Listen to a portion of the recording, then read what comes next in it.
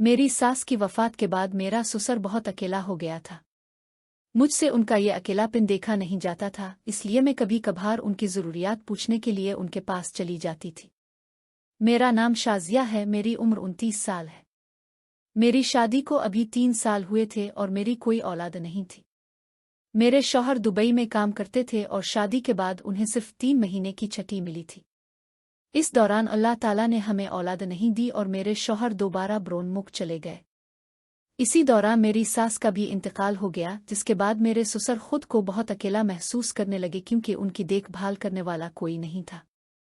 मेरे ससुर अभी जवान और ताकतवर थे, लेकिन मेरी सास को कैंसर था, इसलिए वो जल्दी वफात पा गई। घर में ना कोई देवर था ना नंद, इसलिए घर में सिर्फ मैं और मेरे ससुर ही होते थे। मेरे ससुर जमींदार थे और उनकी तबीयत और हालात को देखकर महसूस होता था कि उन्हें किसी साथी की ज़रूरत है, मगर वो खुद इस बारे में कुछ कह नहीं पाते थे और ना ही मैं उनसे इस बारे में बात कर सकती थी। मैं अपनी हुदूद में रहते हुए उनका ख्याल रखती थी। एक बार मेरी एक सहेली गर्मियों की छुट्टियों में हमारे घर आ गई। वो एक सरकारी स्कूल में पढ़ाती थी और उसकी उम्र 32 साल थी, मगर उसकी शादी नहीं हुई थी। जब वो हमारे घर आई तो शुरू में मेरे ससुर कुछ हिचकिचाए, लेकिन आहिस्ता आहिस्ता उनकी बातचीत बढ़ने लगी। मैंने महसूस किया कि मेरे ससुर के मिजाज में खुशगवार तब्दीली आ गई है। वो खुश रहने लगे और खुद को मसरूफ रखने लगे। मुझे ऐसा लगने लगा कि शायद उन दोनों के दरमियान कुछ चल रहा है। एक दिन मेरी सहेली ने मुझसे कहा कि तुम्हारे ससुर बहुत दिलचस्प इंसान हैं, तुम उनका ख्याल नहीं रखती, वरना तुम्हें शौहर की कमी महसूस ना होती। मैं इसकी बात समझ गई, मगर मेरे लिए अपनी हुदूद कायम रखना जरूरी था। 1.5 महीना गुजारने के बाद मेरी सहेली वापस चली गई और मेरे ससुर दोबारा पहले जैसे हो गए। वो अपना ख्याल नहीं रखते थे और रात को देर से घर आते थे। उनकी ये हालत मुझसे बर्दाश्त नहीं होती थी, इसलिए मैंने फैसला किया कि मैं उनका बेहतर ख्याल रखूंगी। मैं उनके लिए खाना बनाती, कपड़े देती और जब वो आराम करते तो उनके पास जाकर देखती कि उन्हें किसी चीज़ की ज़रूरत तो नहीं। एक दिन बारिश हो रही थी और मेरे ससुर खेतों पर नहीं जा सके। मैं अपने कमरे में आराम कर रही थी कि वो वहां आ गए। मैं सो रही थी और मेरे कपड़े भी ठीक हालत में नहीं थे।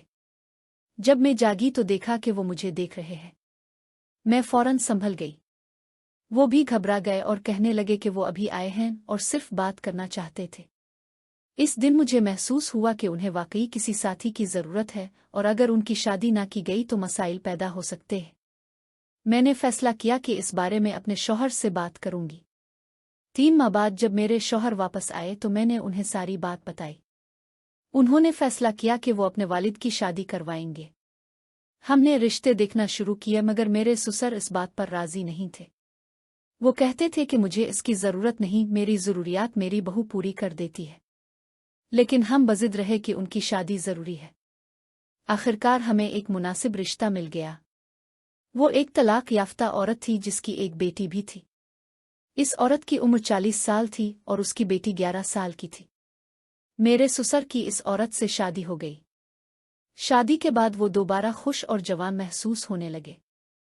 कभी कभी मुझे इस औरत की किस्मत पर रश्क आता था कि इसे इतना अच्छा और मजबूत साथी मिला, लेकिन मैं जानती थी कि अब मुझे अपने ससुर को इसी रिश्ते में देखना है।